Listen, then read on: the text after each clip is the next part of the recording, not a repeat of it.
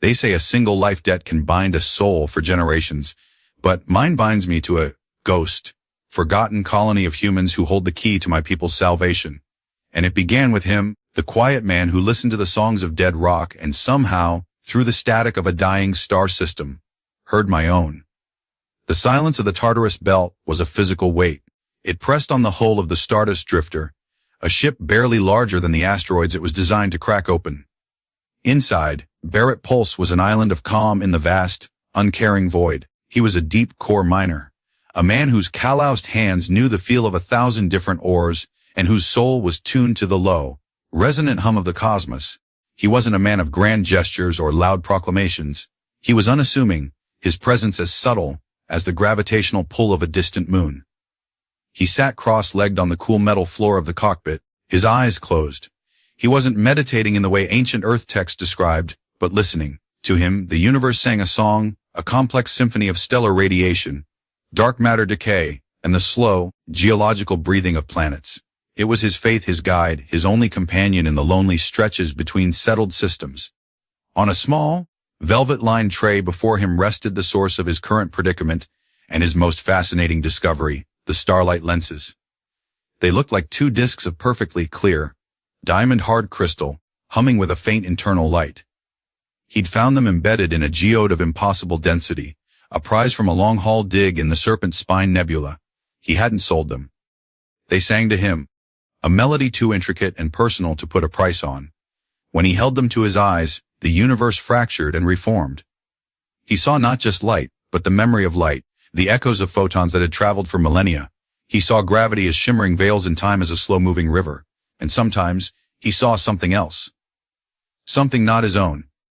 A jolt, sharp and agonizing, tore through his meditative calm. It wasn't a tremor in the ship, it was a tremor in his mind. Pain, white-hot and smelling of ozone and burnt metal, flooded his senses. He gasped, his hands flying to his temples as an image unbidden and terrifying bloomed behind his eyes. A cockpit, not his own Spartan one, but a sleek, organic-looking chamber of swooping silver and bioluminescent panels, was tearing itself apart. Alarms shrieked in a language he didn't know but understood with perfect, horrifying clarity. He felt the G-forces of an uncontrolled descent, the brutal slam of impact, the sickening crack of bone and rending of flesh. It was a memory, but it was happening now. He staggered to his feet, the phantom pain still echoing in his nerves. The Starlight Lenses on the tray pulsed with a brighter, more urgent light. He grabbed the ship's scanner controls, his fingers flying across the console. He was supposed to be alone out here. The Tartarus Belt was quarantined, a graveyard of ships from a forgotten war, officially off limits. But the scanner screamed a confirmation of his vision. Less than 5 kilometers away, nestled in the jagged maw of a crater on a colossal iron-rich asteroid, was a fresh wreck. The energy signature was bizarre, fluctuating wildly, unlike any Federation or Corporate vessel he knew. It was Heliosian. He'd only ever seen schematics, sleek, fast, dangerous. Every regulation, every ounce of self-preservation, told him to turn his ship around and warp out. Reported anonymously. Forget he saw anything. But the pain he'd felt, it hadn't been just physical. It was laced with a desperate, defiant fury, a profound sense of failure, and a grief so deep it felt like a star collapsing. He couldn't shake it. The lenses had connected him to the pilot of that ship, and now their fate was tangled with his.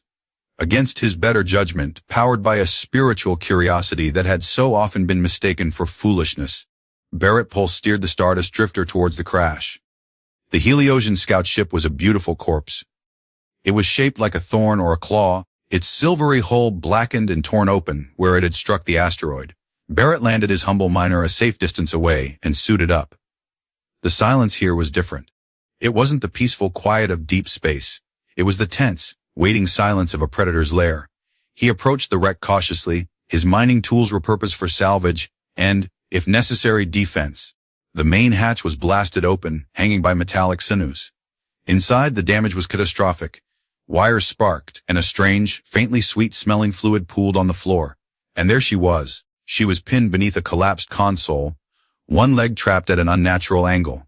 She was tall, even slumped in her seat, with skin the color of twilight, a pale, dusky lavender marked with faint, swirling patterns that seemed to shift with the dying light. Her hair was a cascade of fine, silvery filaments that caught the sparks like a net of stars.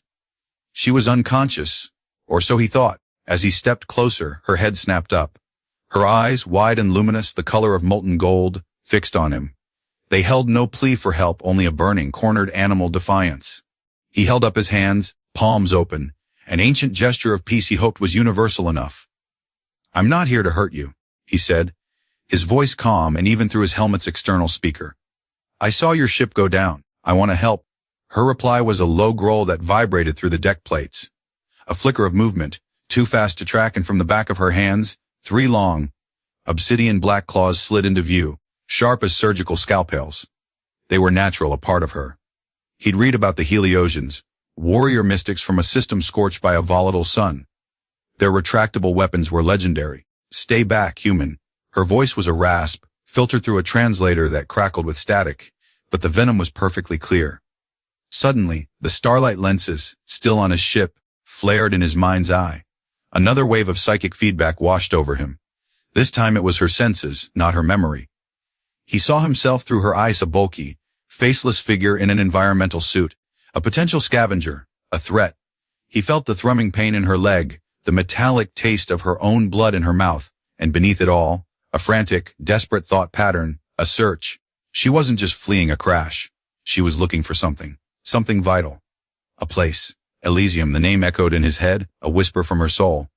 He winced, staggering back a step, not from her threat, but from the sheer intensity of the psychic intrusion. He lowered his hands slowly. "Your name is Echo Zuben," he said, the name coming to him not from a database, but from that brief, violent connection. "You're looking for the lost colony of Elysium." Her golden eyes widened in shock, the fury momentarily replaced by disbelief and fear. The claws didn't retract, but the tension in her shoulders lessened by a fraction. How could this lumbering human know that? It was a secret her clan had guarded for generations. "How?" she began, her voice losing its edge. "I don't know," Barrett answered honestly. "Something connected us. I felt your crash." He gestured back towards his ship. "I have something. An artifact. I think it links our minds." He decided to take a risk, to use the information he'd been given. Elysium holds the key to stopping them. The swarm. This time, the psychic backlash was a tidal wave of pure terror. He saw them. A chittering, skittering tide of black carapaced insectoids. A sea of clicking mandibles and soulless, multifaceted eyes. He saw them overwhelming a Heliosian city, not with energy weapons, but with sheer biomass, a flood of bodies that consumed everything, absorbing, assimilating. He felt Echo's visceral memory of fighting them, the feeling of her claws sinking into chitin, the shriek of a dying drone, and the overwhelming despair of their numbers. He stumbled and fell to one knee, gasping for air that wasn't there in the thin atmosphere of the wreck. Seeing his genuine distress, seeing him react to a trauma he couldn't possibly have witnessed, changed something in her expression. The hard shell of her defiance cracked. He wasn't a scavenger. He was something else, something inexplicable. "You need to get out of that," Barrett said, pushing himself up, his own head ringing from the psychic assault. "Your ship's core is unstable. It's going to vent radiation, fatal levels." His minor senses, attuned to energy readings, were screaming at him. Echo looked down at the console pinning her. She tried to shift, and a sharp cry of pain escaped her lips. The fight had gone out of her, replaced by a grim resignation. "I cannot." "I can," Barrett said, moving forward again, this time with purpose. "But you have to let me. Retract your weapons. Let me get close." She hesitated, her golden eyes searching his helmet's visor, trying to see the man inside. She saw no malice, no greed. She saw only a strange, unnerving calm and the echo of the horrors she carried in her own mind. Slowly, with a soft, sliding sound, the obsidian claws receded back into her hands, disappearing seamlessly. It was a gesture of trust she hadn't offered anyone in years. Barrett knelt beside her, his gauntleted hands examining the wreckage. It was a mess of sparking conduits and twisted metal. He pulled a plasma cutter from his belt. "This is going to be loud," he warned. "And close. Don't move." He worked with an efficiency that surprised her. He wasn't a soldier, but his movements were precise, economical. He cut through the support struts with the focus of a surgeon, his unassuming frame leveraging the heavy tool with practiced ease. He didn't speak, just worked, his breathing steady in her ears over the comm link he'd insisted they open. In his focused silence, she felt a strange sense of safety. Finally, with a groan of stressed metal, he cut the last piece free. He braced himself and, with a grunt of effort, lifted the heavy console just enough for her to slide her leg out. She collapsed onto the floor, cradling her mangled limb. "We have to go. Now," he said, his voice urgent. He scooped her up into his arms. She was surprisingly light for her height, her body tense and rigid with pain. As he carried her out of the ruined ship and into the harsh starlight of the Tartarus Belt, she looked back at the wreckage. It wasn't just a ship. It was her last link to her home, her last hope of completing her mission alone.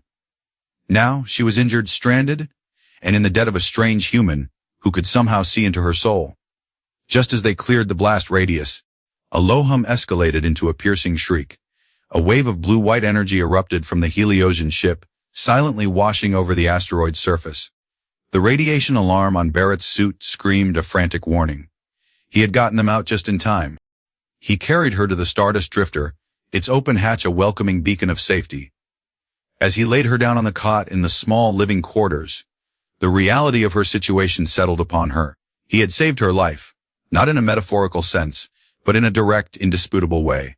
According to the oldest laws of her people, the most sacred tenets of Heliosian culture, she was now bound. A debt of life had been incurred.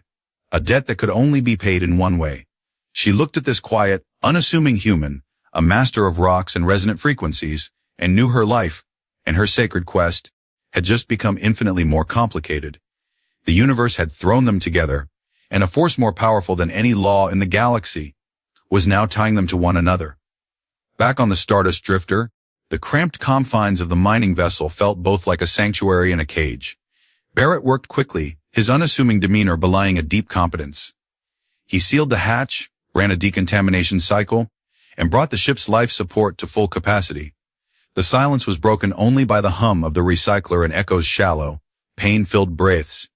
She lay on the narrow cot, her leg grotesquely swollen, the twilight skin bruised a dark violet. Barrett approached with a mekit, his movements slow and deliberate. "I'm not a doctor," he said, his voice soft, "but I can set the bone and apply a regenerative synthesizer. It will hurt." Echo watched him, her golden eyes narrowed. The initial shock had worn off, replaced by a cold, calculating assessment. This human, Barrett Pulse, was an anomaly. He moved with the quiet confidence of a man perfectly at home in the void, yet he spoke of listening to stars and shared her most private traumas. He was a paradox. "Do what you must," she said, her voice tight. As he knelt to work, she braced herself. The pain was sharp, a bolt of pure agony as he manipulated the broken bones back into alignment, but she made no sound. Her people were taught to master pain, to turn it into a weapon, a focus. But as he worked, she felt another, stranger sensation. Through their lingering psychic link, faint now but still present, she felt a sliver of his own focus. It wasn't the cold detachment of a medic.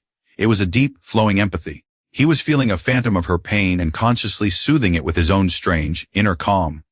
It was unnerving and, against her will, comforting. He secured the splint and activated the synthesizer, a mesh patch that glowed with a soft blue light as it began its work knitting bone and tissue. "It will take time," he said, sitting back on his heels. "You need to rest. Rest is a luxury my people can no longer afford." She shot back, pushing herself into a sitting position, wincing as she did. "Those things that you saw in my mind, the Scabrous Horde, they are not merely conquering my home system. They are harvesting it, assimilating it, and they tracked my ship here. They will be coming." Barrett nodded grimly. "I suspected as much. My long-range sensors are picking up faint energy trails, consistent with a large fleet exiting warp space at the edge of the belt. They're hunting." He rose and went to the cockpit, his brow furrowed in thought. "This ship is a miner, not a gunship. It's slow and its energy signature is unique. They'll find us if we make a run for open space. Then we are trapped?" Echo stated, a flat finality in her tone. "Not trapped," Barrett corrected, a glint in his eye. "Just presented with a more complex path. The Tartarus Belt is a maze. It's filled with gravitational anomalies, shifting asteroid clusters, and pockets of exotic radiation that can blind sensors. It's a graveyard for a reason. We just need a better map." He looked over at her, a strange, almost mischievous idea forming in his mind. "You said my ship is slow, but is it quiet?" This was Barrett's domain. He was a manipulator not of people through deceit, but of the environment through understanding. He saw the system not as a series of obstacles, but as a web of interconnected forces he could use to his advantage. He brought the Stardust Drifter to a crawl, nestling it into the shadow of a gargantuan, slowly tumbling rock. He powered down all non-essential systems, plunging the cabin into a deep twilight lit only by the emergency running lights and the glow from Echo's synthesizer. "They're hunting by conventional means," he whispered, as if the Horde could hear him through the hull. "Energy signatures, vessel mass, drive emissions. We're going to give them nothing to find. We're going to become just another rock." For hours they drifted in silence. Echo watched him, fascinated. He wasn't looking at his screens. He was back on the floor, cross-legged, the Starlight Lenses held loosely in his hands. His eyes were closed, his face a mask of intense concentration. He was listening. Suddenly, a proximity alert blared, a piercing shriek in the quiet cabin. Echo's head snapped up, her hand instinctively going to her side, where a weapon would normally be. On the main view screen, a new shape resolved from the darkness, a Scabrous Horde scout drone.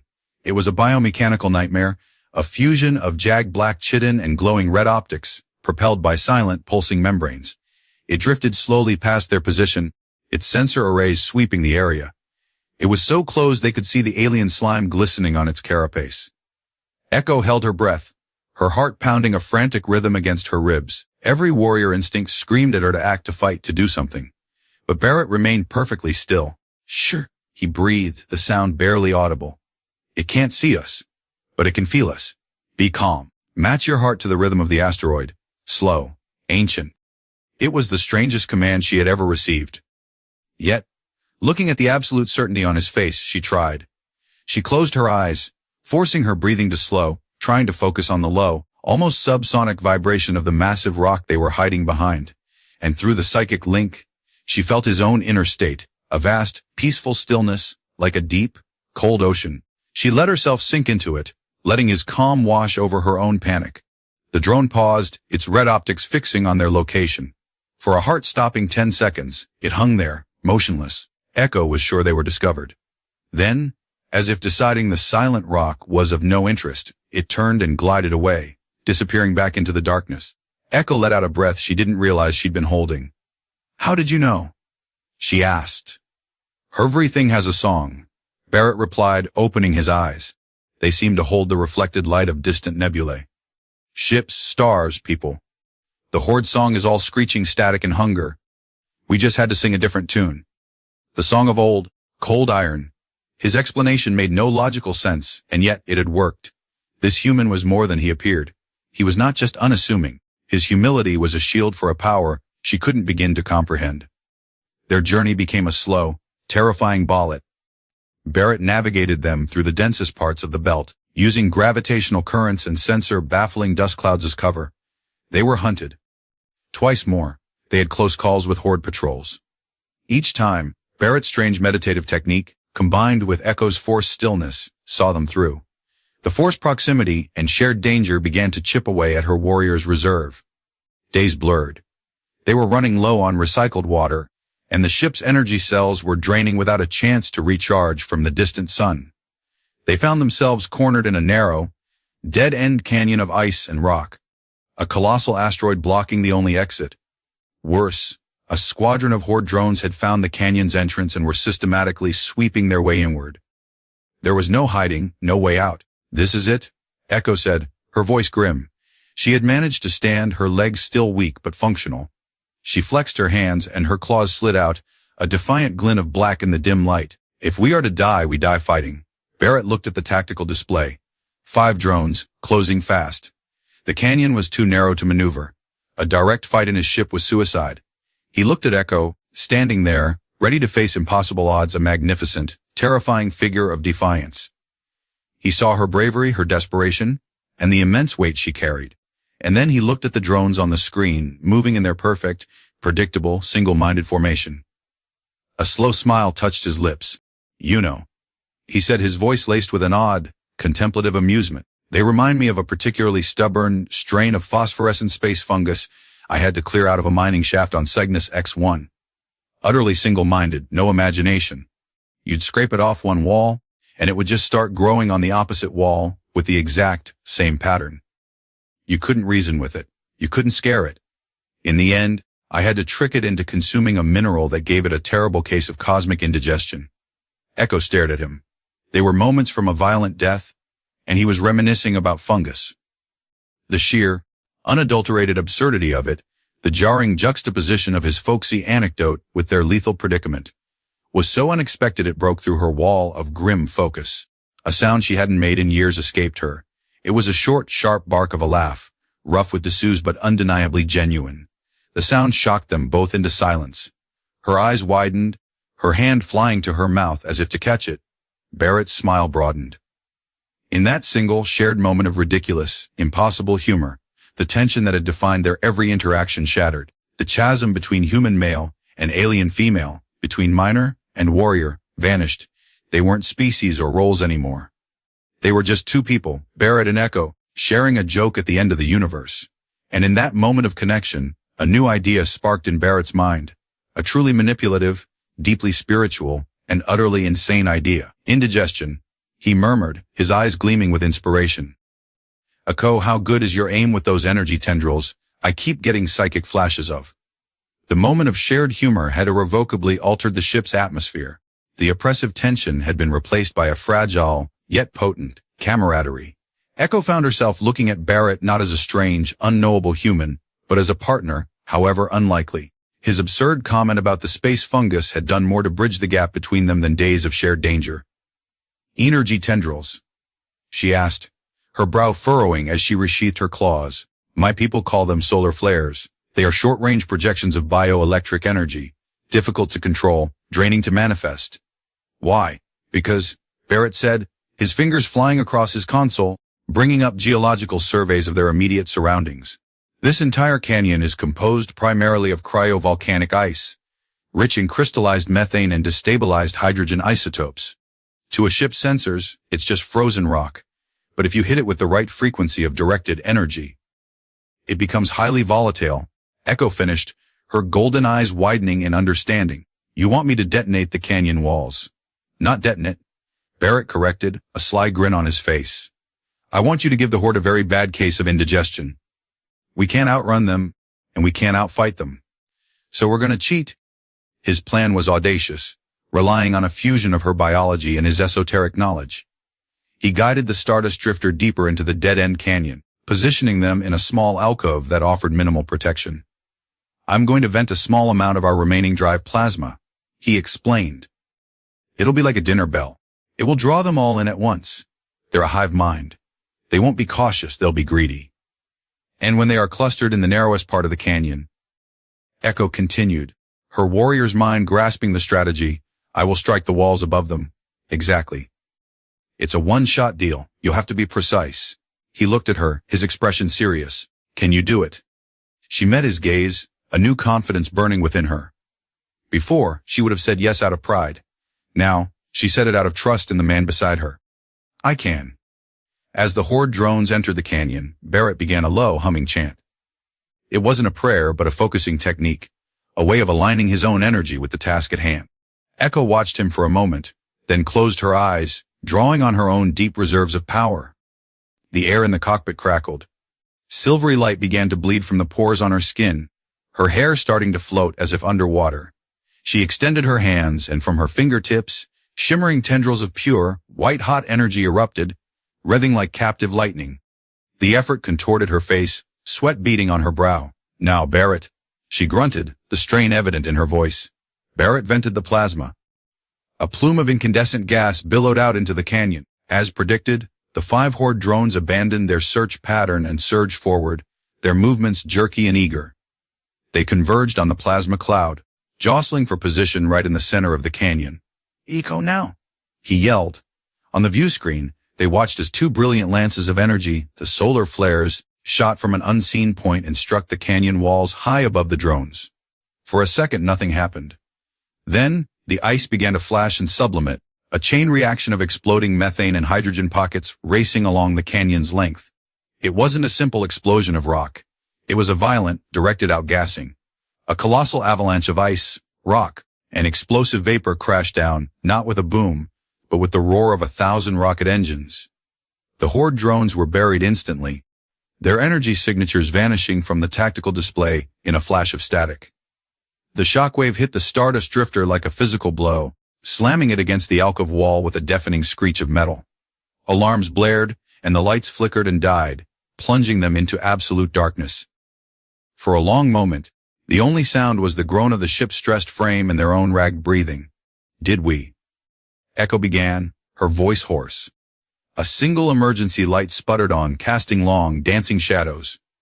Barrett was slumped in his chair, a thin trickle of blood running from his nose.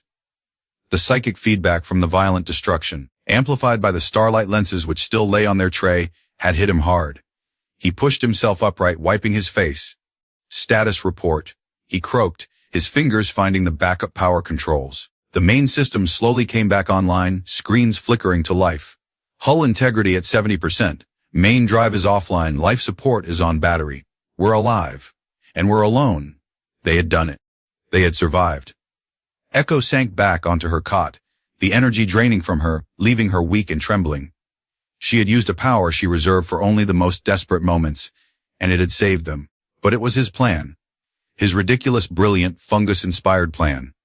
In the days that followed, trapped in the canyon while Barrett worked tirelessly to repair the drive, their relationship deepened.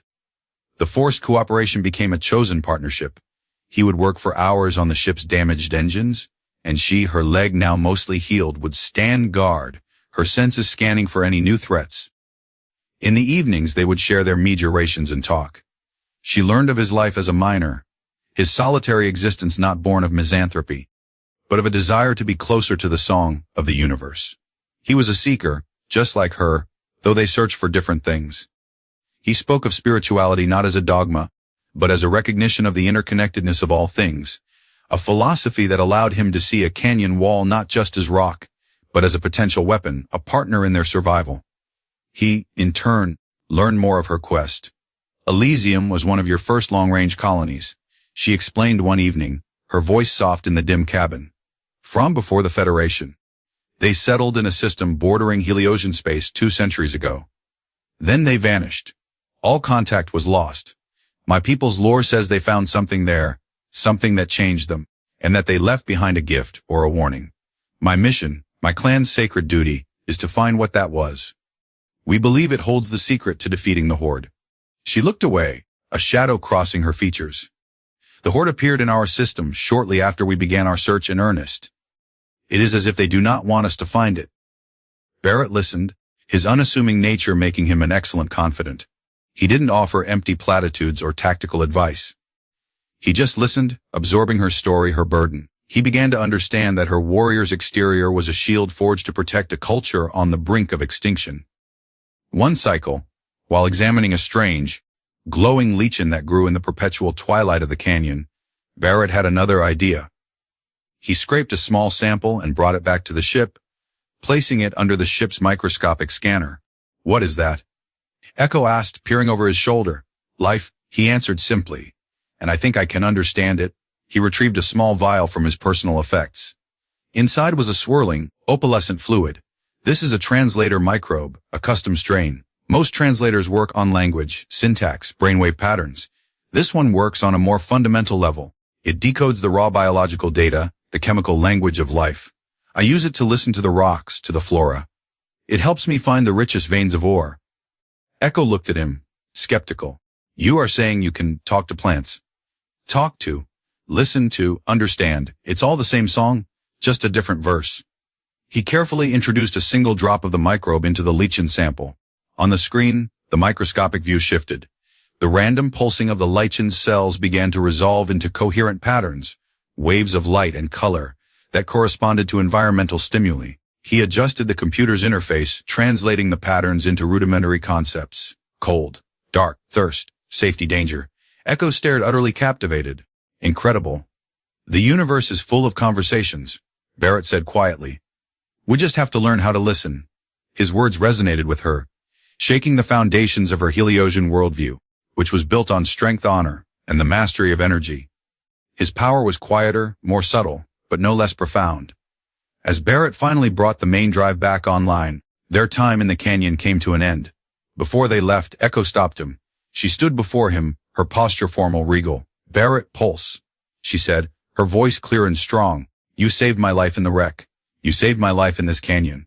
A debt of life is the most sacred bond a Heliosian can enter. It cannot be ignored. By our law, my life, my skills, my future are now bound to you and your lineage, to be repaid in a manner of your choosing. Barrett looked at her, at this proud, powerful woman offering him her fealty. His manipulative side, the part of him that saw all the angles, could have used this.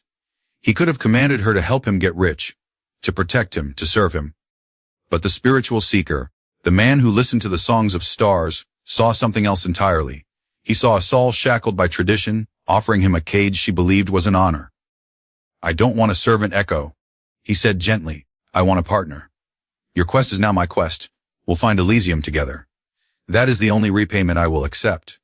Tears, shimmering like liquid starlight, welled in her golden eyes. This human continued to defy every expectation. To reject the debt was unheard of.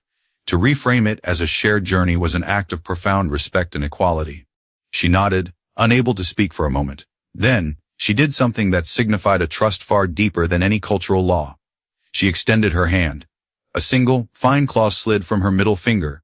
With practiced precision, she drew a tiny shallow line across her palm. A single drop of her silvery blood welled up. In my culture, she said, her voice thick with emotion, a contract is sealed with words. A bond of trust is sealed with life. She held her hand out to him, an exchange, a sample of biology. It signifies that we are no longer two, but a part of each other's whole.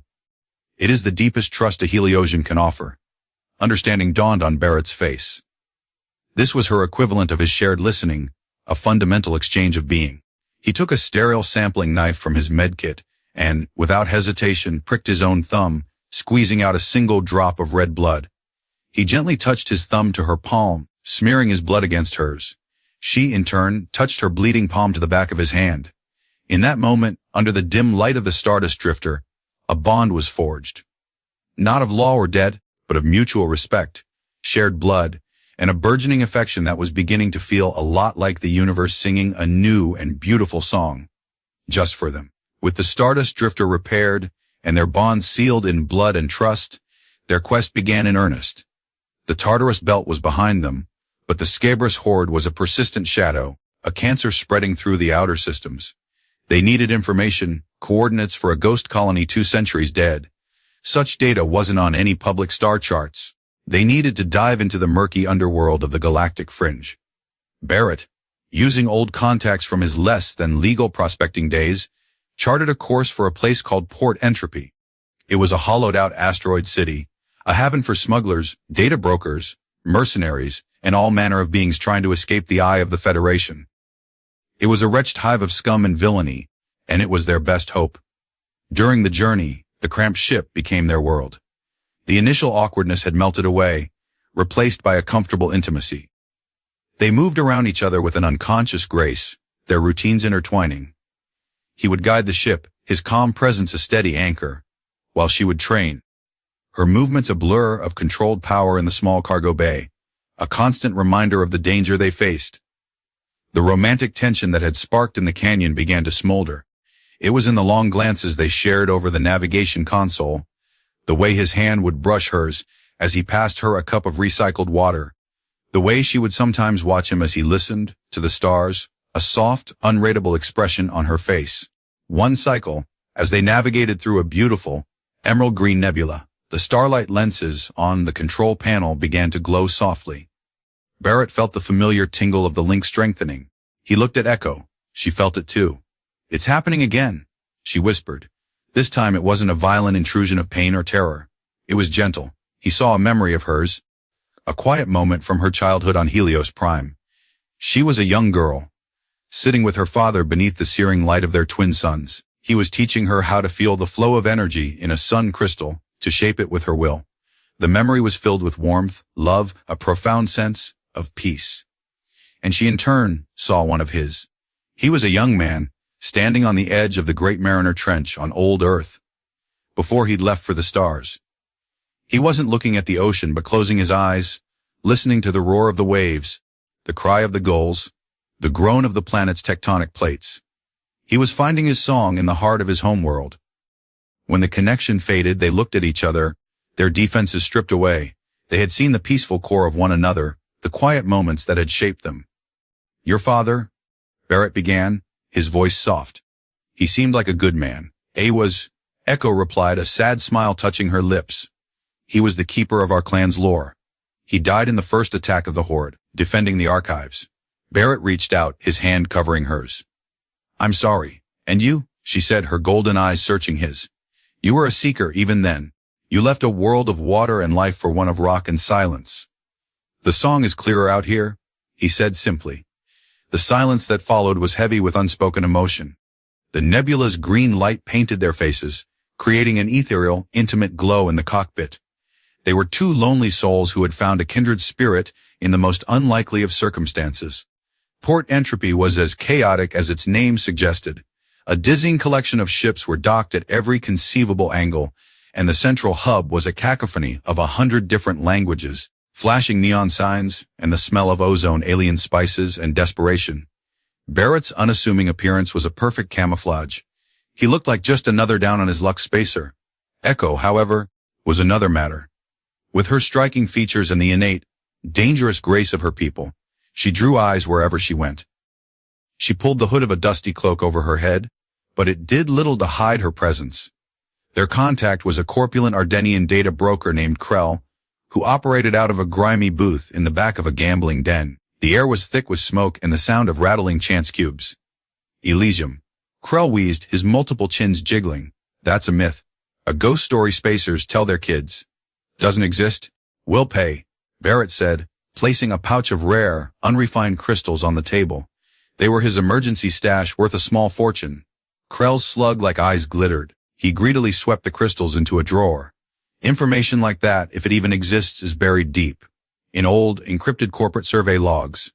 Dangerous to access. The kind of thing that gets people erased. He eyed Echo, a slimy smile spreading across his face. "But for a price, perhaps your lovely companion." Before he could finish the sentence, Echo's hand shot out, grabbing him by the front of his tunic. She lifted the massive Ardenian half out of his seat with one arm, her strength astonishing. Her hood fell back, revealing her furious, glowing eyes. "You will find the data," she snarled, her voice a low, deadly promise. "Or I will show you what a Heliosian does with beings who try to bargain with her honor." A single, sharp claw pricked through his tunic, resting against the soft flesh of his throat. Krell's face went pale, his bravado evaporating. Okay, gods of the void, all right," he squeaked. Barrett placed a calming hand on Echo's arm.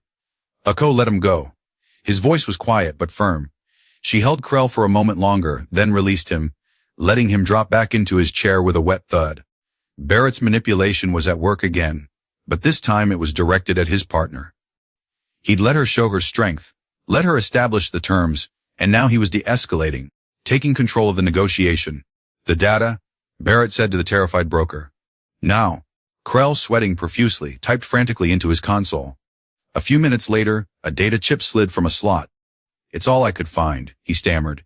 "A fragmented trajectory in old emergency beacon code. It's not a location, more like the start of a trail. That's all there is, I swear." As Barrett took the chip, alarms began to blare throughout Port Entropy. A metallic voice echoed through the station. "Hostile fleet detected. Scabrous Horde signatures. All civilian vessels, prepare for defensive lockdown." They had been followed. Or Krell had betrayed them. It didn't matter. "We have to go," Barrett yelled, grabbing Echo's hand and pulling her towards the exit. The station erupted into chaos. Patrons scrambled for cover as Port Entropy's rusty defense turrets began to fire. Through the main viewports, they could see the Horde fleet descending on the asteroid like locusts. Chittering drones were already pouring from the larger ships, swarming towards the docking bays. They raced through the crowded corridors, pushing past panicked civilians. A squad of Horde drones rounded a corner ahead of them, blocking their path. They were larger than the scouts they'd encountered before, armed with bioorganic rifles that spat corrosive acid. "Go!" Echo shouted, pushing Barrett behind her. "Get to the ship! I'll hold them off!" She became a whirlwind of deadly grace. Her claws extended, and she launched herself into the drones. She was poetry in violence, dodging, weaving, her obsidian claws shearing through chitinous limbs and heads. The solar flares on her hands were not the massive lances she'd used in the canyon, but short, Brilliant bursts of energy she used like a fencer's blade, parrying and striking with blinding speed. Barrett didn't run. He ducked behind a large cargo container and pulled out a small, modified datapad. This wasn't his usual spiritual manipulation of the environment. This was the gritty, practical manipulation of a miner who knew how systems worked. He hacked into the station's primitive maintenance network, his fingers a blur. He found what he was looking for, the controls for the magnetic cargo loaders in this sector. As a drone lunged at Echo's flank, a massive electromagnetic crane overhead whirred to life. A multi-ton container of dense or lifted from the floor and swung down, crushing the drone into a paste of metal and ichor. Another drone turned to fire at Barrett, but he activated the pressure release valve on a nearby coolant pipe. A jet of super-chilled gas erupted, freezing the drone solid. He wasn't a fighter, but he had turned the entire corridor into a weapon. His mind and her body, working in perfect, deadly sync. They fought their way back to the docking bay, the sounds of battle echoing behind them. They scrambled aboard the Stardust Drifter and sealed the hatch just as a corrosive bolt from a drone splattered against the hull, eating into the metal. Barrett fired up the engines, his hands sure on the controls. "Hold on," he yelled, pushing the mining ship's engines far past their safety limits. The drifter shot out of the docking bay, weaving through the crossfire of station turrets and Horde cruisers. They were clear, streaking away from the chaos of port entropy and into the black. Adrenaline still coursed through their veins. They were alive, and they had the chip. They found refuge in a quiet corner of the ship, a small maintenance shaft they often used for storage. The space was tight, forcing them into close proximity. The adrenaline from the fight began to fade, leaving behind an acute awareness of each other. They were pressed together, his shoulder against hers, the heat of her body radiating through her clothes. The dim emergency light softened the sharp angles of her face, making her golden eyes seem impossibly deep. He could see the exhaustion there, but also the fierce fire that he had come to admire so much. "You were incredible," he said, his voice barely a whisper. "I've never seen anyone move like that. And you," she replied, a small, genuine smile gracing her lips. "You fight with cranes and pipes. It is the strangest, most effective style of combat I have ever witnessed." The humor, like in the canyon, broke the last remaining vestiges of their tension. He reached up, his callous fingers gently tucking a stray filament of her silvery hair behind her ear. His touch was hesitant, respectful. She didn't pull away. Instead, she leaned into his touch, her eyes fluttering closed for a moment. "Barrett," she whispered, her voice filled with an emotion he couldn't quite name. "I am a warrior. I was forged in a dying light to be a weapon for my people. I never allowed myself to feel." "I know," he said, his thumb gently stroking her cheek. "I was a man who listened to the silence. I thought that was all I needed. I was wrong." The space between them vanished. He leaned in, and she met him halfway. The kiss was not born of frantic passion, but of a deep, slow-burning recognition. It was a confirmation of everything that had been building between them. The shared danger, the mutual respect, the impossible psychic connection. His lips were soft, questioning. Hers were warm, responding with a certainty that took his breath away. As the kiss deepened, he felt a subtle vibration from her skin, a soft, pleasant hum, and he saw, even with his eyes closed, a faint, silvery light emanating from the shifting patterns on her skin. It was alien, and it was the most beautiful thing he had ever experienced. When they finally broke apart, they rested their foreheads together, breathing the same air. The dead of life, the quest for Elysium, the threat of the Horde. It all faded into the background. In that small, dark shaft, adrift in the cosmos, there was only them. "My quest is to save my people," she said, her voice stronger now, filled with a new resolve. "But I think the universe sent you to save me. Or maybe," he replied, his hand finding hers, their fingers lacing together perfectly, "it sent us to save each other." They had explicitly acknowledged their feelings, and in doing so, had chosen a new path. No longer were they just allies, they were partners in every sense of the word. Their fates and their hearts, now completely intertwined. The chip from Krell was a cold piece of data, but the warmth of her hand in his felt like the true map they had been searching for all along. The data chip from Port Entropy was a key, but a rusted and broken one. It gave them a fragmented trajectory, a series of centuries-old navigational beacons that led deep into a sector of space marked on all modern charts as the Shroud. an anomalous dark nebula known to scramble sensors and drive nav computers insane. No one went there. It was the perfect place to hide a colony or a secret. As they plotted the course, Barrett's spiritual inclinations and Echo's warrior intuition found a common ground. He used his translator microbe, now finely tuned, to listen to the faint whispers of cosmic radiation, the memory of the ships that had passed this way long ago. Echo, in turn, used her innate Heliosian senses, which could feel the subtle warp and weft of space-time, to anticipate the nebula's gravitational traps. Together, they navigated where technology alone would have failed. Their bond, now solidified by their confessed feelings, transformed their interactions. There was a new ease between them, a tenderness that coexisted with the urgency of their mission. They worked as one, his hand often resting on the small of her back as they leaned over a console, her head resting on his shoulder, during the brief periods of rest they allowed themselves. The love that had sparked between them was a quiet, steady flame in the cold darkness of space, a source of warmth and strength against the encroaching shadow of the Horde. One night, while drifting through a particularly dense cloud of purple gas, Echo was performing a maintenance check on her own biology, a meditative state where Heliosians ensured their internal energy flows were balanced. Barrett watched her, fascinated. Her skin glowed with a soft, internal light, and occasionally, a single, iridescent barb would slide from her forearm and then retract, like a cat flexing a claw in its sleep. "Does it ever happen by accident?" he asked quietly, not wanting to break her concentration. Her eyes opened, the gold soft and unguarded. "When I was a child, yes. If I was startled or overjoyed, a spine might pop from my shoulder. I once gave my father a nasty cut when he surprised me with a gift." A faint smile touched her lips at the memory. "We'll learn control. It becomes as natural as breathing. But emotion, strong emotion, still makes the energy surge." She looked at him, and he saw the faint patterns on her skin swirl and brighten. "It has been surging quite a lot since I met you, Barrett Pulse." He moved to her, kneeling before her and taking her hands in his. Her skin was warm, humming with that subtle vibration he found so captivating. "I hope that's a good thing." "It is," she confirmed, her voice a low murmur. "It feels like my suns are rising after a long night." The intimacy of the moment was profound. It was a connection that transcended species, a raw and honest affection that was both a comfort and a terrifying vulnerability.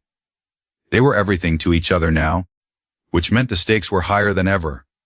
If they failed, they wouldn't just lose a war, they would lose this. Following the final beacon, they emerged from the shroud into a pocket of clear space.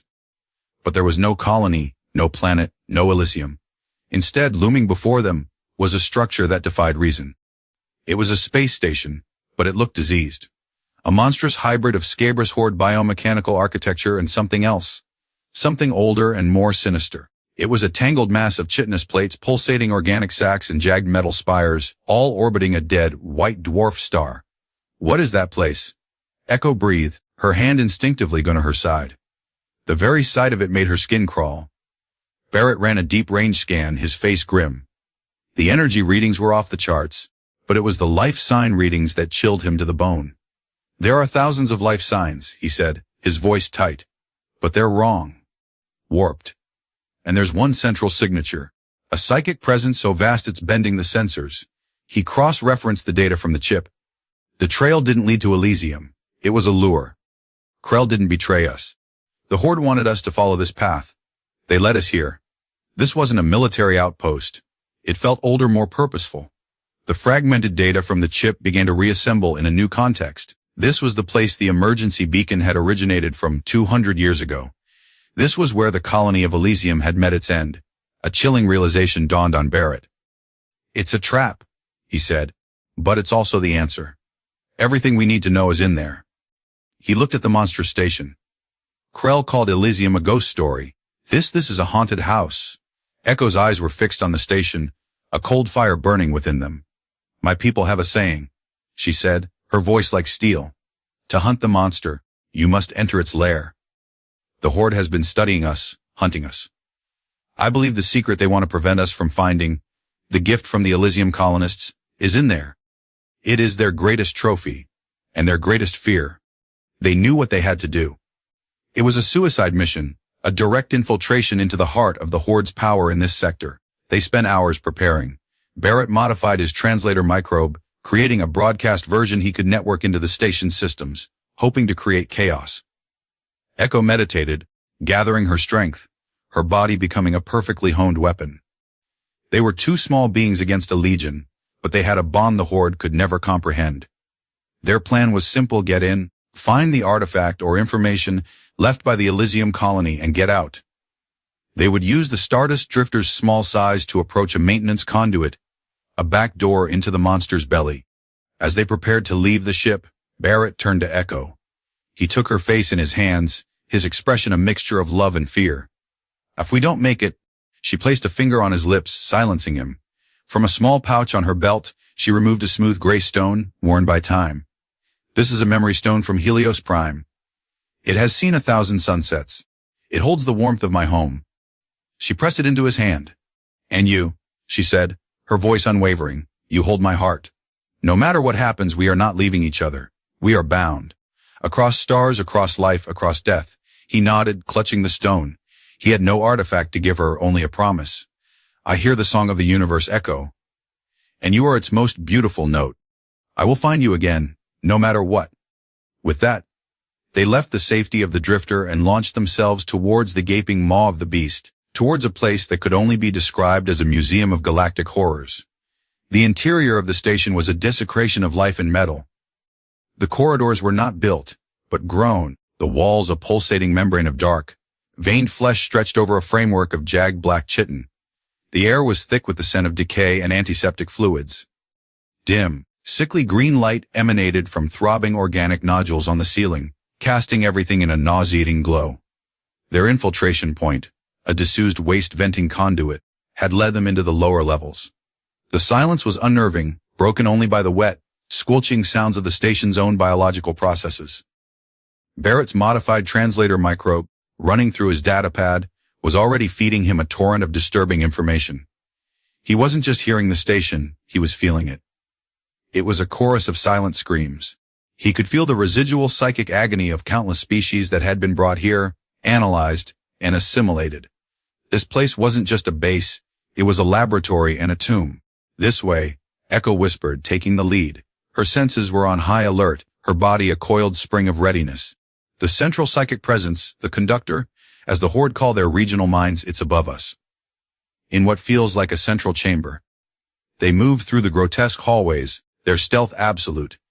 They passed alcoves and chambers sealed by translucent energy fields.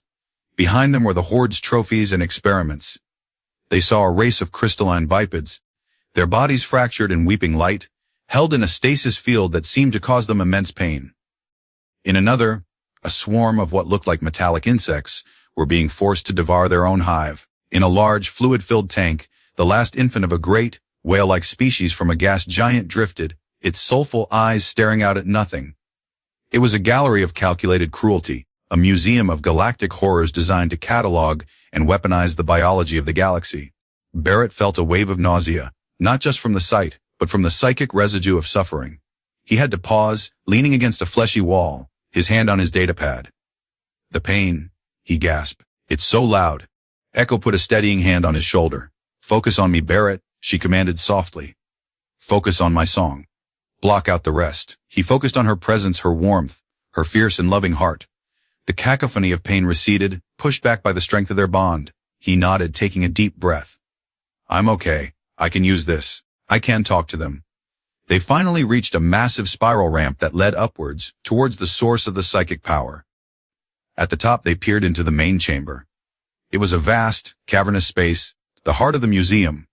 The ceiling was a swirling vortex of bioluminescent gas, and the floor was a complex array of platforms and energy conduits, all converging on a central dais. On that dais sat the conductor. It was not a single creature, but a grotesque fusion of biology and technology. A colossal, pulsating brain, acres wide, was suspended in a tank of shimmering amniotic fluid, pierced by thousands of glowing cables that connected it to the station and to the Horde fleet outside. Below it, a single, powerful drone acted as its physical avatar, a 10-foot-tall monstrosity of black armor, multiple limbs ending in crackling energy blades, and a head with a single, massive, unblinking red eye. And around the conductor, displayed like sacred relics, were its most prized possessions. the silent, solidified scream of a telepathic nebula. The heart of a silicon-based mountain that had been a sentient being. And there, on a pedestal of polished bone, was what they had been searching for. It wasn't a weapon. It wasn't a Heliosian artifact. It was a simple, elegant piece of human technology, humming with a quiet, powerful energy. It was a silver cylinder, inscribed with symbols from the early days of human spaceflight, a terraforming device. Barrett breathed in disbelief. An early model Genesis cradle. That's from the colony ship Elysium. At that moment, the conductor's avatar turned its single red eye directly towards their hiding place. A voice, not of sound but a pure psychic force, slammed into their minds. The anomaly and the artifact. You have come. As predicted, the game was up. Dozens of elite Horde guards, silent and deadly, materialized from the shadows around the chamber, cutting off any hope of escape. Your search has been useful. To the conductor's mind voice continued, cold and devoid of emotion. It has confirmed the value of the Heliosian genome. Your species possesses a unique biological resilience, an adaptation to high-energy radiation that we require. Require for what? Echo demanded, stepping out into the open, her solar flares igniting on her hands. To continue your parasitic conquest. Conquest is a byproduct. Our goal is survival. A cosmic wave, a front of exotic radiation from the galactic core, is expanding. In 3 generations, it will sterilize our home worlds. Your biology, when assimilated into our own, will allow us to adapt. To survive the tour, the conductor's avatar gestured towards the Genesis cradle. The humans of Elysium understood. They used this device not to create a world for themselves, but to alter your ancestors, to help them survive the increasing volatility of their own suns.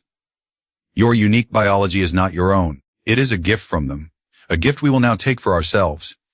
The proposed treaty was a lie, a means to acquire the genetic key without costly conflict. The secret was revealed, a truth more staggering than any of them had imagined. Echo's entire identity, the source of her people's strength, was the result of ancient human intervention. You will not touch my people. Echo snarled, her grief and rage at the revelation fueling her power. That is not your decision to make, the conductor replied. The elite guards surged forward. The climax was upon them.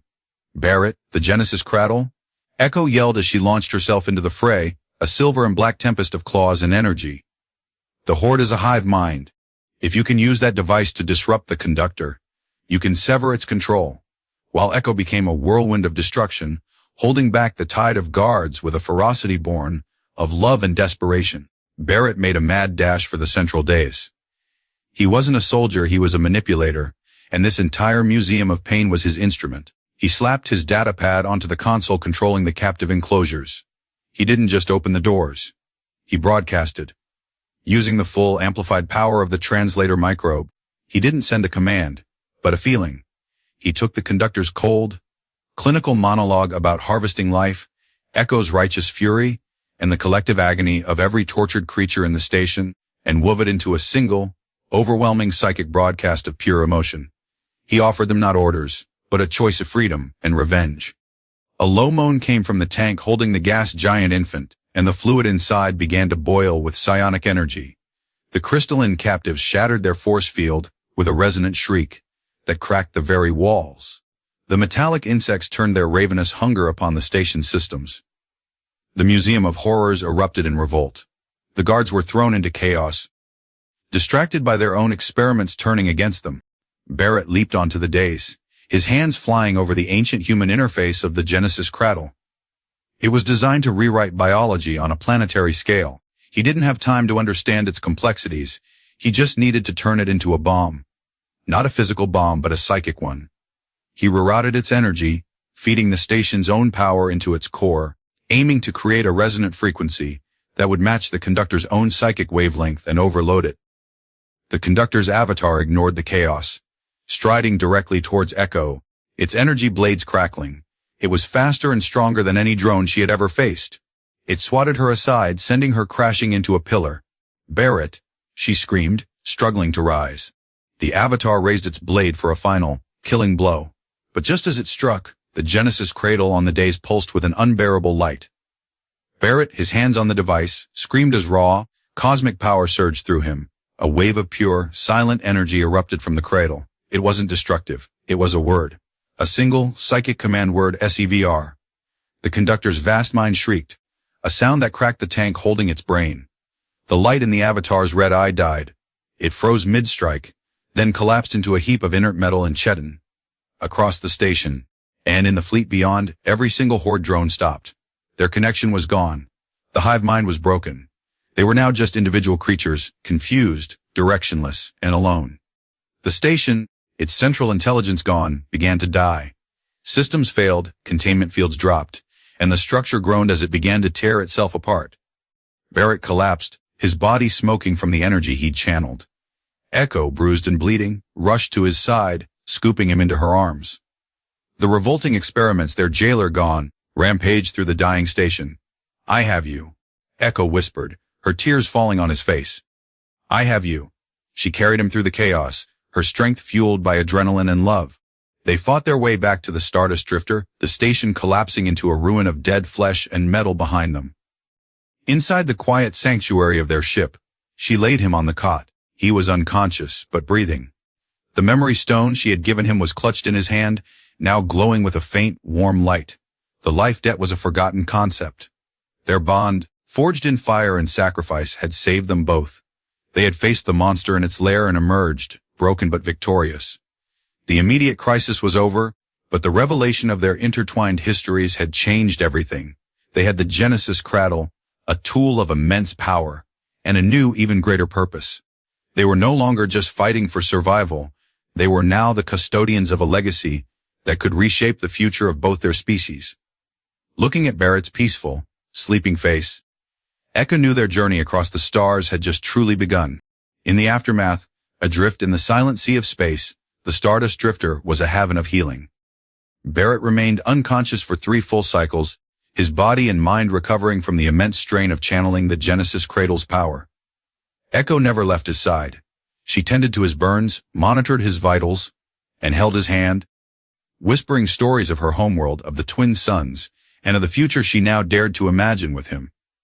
When he finally woke, it was to the sight of her golden eyes watching him, filled with a love so profound it was a physical presence in the small cabin. "Echo," he rasped, his voice raw. "I am here," she said, her hand tightening on his. "I am here." There were no grand declarations needed. In the quiet that followed, their victory settled in. The Horde as a unified threat was shattered. The fractured drones, without the conductor's will, were now just scattered, confused animals. News reports filtering in from the Galactic net spoke of chaos in the Horde's territories, of entire fleets going inert, of a galactic menace neutralized overnight by an unknown force. Their personal choice to infiltrate the museum had sent ripples across the galaxy. But their focus was smaller, more intimate. "The Genesis Cradle," Barrett said, looking over at the silver cylinder, now secured in their cargo bay. "The history of your people, my people." "It is not your people and my people anymore, Barrett," Echo corrected him gently. "The Elysium colonists saved us, made us what we are. And you saved us all again. Our histories are one story now." The revelation had recontextualized everything.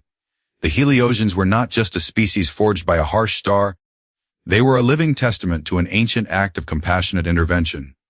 And the Genesis Cradle was not a weapon, but a tool of creation, of adaptation. They realized its true purpose was not to subjugate, but to help life flourish in the face of impossible environmental change. This became their new mission. The driving force was no longer just survival, but a responsibility. They had been given a second chance, and they intended to use it to honor the legacy of the Elysium colonists. They decided to help a species facing the kind of extinction event the Heliosians had once faced. Their search led them to a small, isolated system on the fringe, home to the Cathar, a gentle, silicon-based species that lived in crystalline forests on a world whose star was entering its final, violent death throes. The star had begun to emit a new form of radiation that was causing the Cathar's crystalline bodies to decay, turning their beautiful forests into fields of dust. They were a people facing a slow, inevitable end, their song fading from the universe. With the blessing of the Heliosian High Council, who now saw Barrett not as an outworlder but as a prophesied partner, they brought the Genesis Cradle to the dying world of Cathar Prime. It took months of careful work. Barrett, with his unparalleled ability to listen to the song of life, used the translator microbe to communicate with the Cathar, to understand their unique biology, and the precise nature of the stellar radiation. Echo, with her innate mastery of energy, worked with the Cathar elders to calibrate the Genesis cradle, ensuring the changes would be a gentle evolution, not a violent rewriting. They weren't conquerors or gods. They were gardeners, tending to a fragile corner of the cosmic ecosystem. They activated the device, and a gentle wave of iridescent energy washed over the planet. It was not a violent terraforming, but a subtle biological shift. The Cathar's crystalline structures began to change, their facets shifting to not just resist the new radiation, but to absorb it, to feed on it. Their decaying forms began to regenerate, glowing with a new, vibrant inner light. The dusty plains began to grow new crystalline forests, more beautiful and resilient than before. They had not just saved the Cathar, they had helped them evolve, to find a new harmony with their changing star. They had helped them adapt. A year later, Barrett and Echo stood on a crystalline peak on Cathar Prime, watching the violent, beautiful death throes of the star paint the sky in hues of crimson and violet. The crystalline forests below them chimed with a gentle, melodic resonance. The renewed song of the Cathar, a song of gratitude. Echo was no longer just a warrior. She was a leader, a diplomat, a bridge between species, her people's past and its future. The weight on her shoulders was still immense, but it was no longer the burden of survival. It was the honor of stewardship. She leaned her head against Barrett's shoulder, her hand intertwined with his. Her skin still hummed with a gentle energy when he was near, a constant, comforting presence. Barrett, the unassuming deep-core miner, was no longer just a listener. He was an architect of life, his spiritual connection to the universe now a tool for profound good. He had found his place, not in the solitary silence of the void, but in the vibrant, complex chorus of a shared life. It's beautiful, he said, looking not at the dying star, but at the way its light reflected in her golden eyes. We are, she corrected him softly. They were an unexpected union, forged across the stars. They had fought for their love, and, in doing so, had created new life, not just for themselves but for others. The life debt was an echo of the past, replaced by a bond of love that was writing a new future, a new song for the universe to hear. He still listened to the cosmos, but now, her voice, her heart, her soul was the clearest, most beautiful note, and together under a sky lit by a dying sun, their love was the dawn of a new age,